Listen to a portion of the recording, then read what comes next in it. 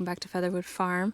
We're in the cottage garden again, where I have just finished this structure that I've kind of had under construction for a few weeks now, and just now got around to putting the finishing touches on it. So this is kind of, I don't know, a reinterpretation of a gazebo.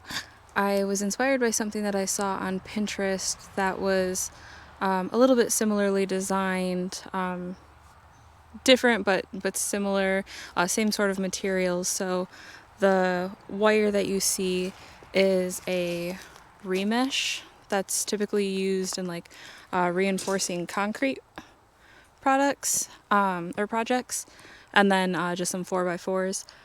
And I just used little hand staples to attach it to the 4x4s, and then the same for the top. Used 2x4s and then kind of cut to shape a couple pieces of this remesh as well.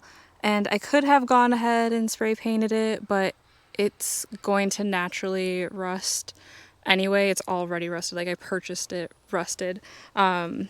So I figured that would actually be more of a hassle, because the intention is to have clematis growing up it. So I do have one clematis that I have got planted a couple weeks ago.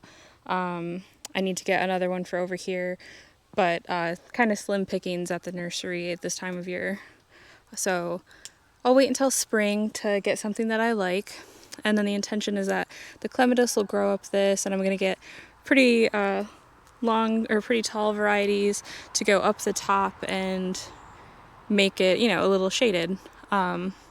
And just a cute little seating area over the patio. And then on this side, with this 4x4, I've actually planted a rose that I got earlier in the year. I would have liked to have gotten this in the ground sooner, but I, thought I was going to get to this project earlier than what I did. This is Lady Penelope. I got it from Heirloom Roses, and it's a climber, so I'm going to train it to climb up this, as well as I'm thinking around the kind of corner here of the greenhouse. That should look really lovely. So the clematis that I do have planted in the ground right now is Nellie Moser. It should get 8 to 12 foot tall, and I believe these are less than 8 foot out of the ground. I want to say possibly closer to 7. So I should have a decent amount of overlap up at the top. And Nellie Moser is a rebloomer, so it blooms spring around May and June, as well as summer in August and September time.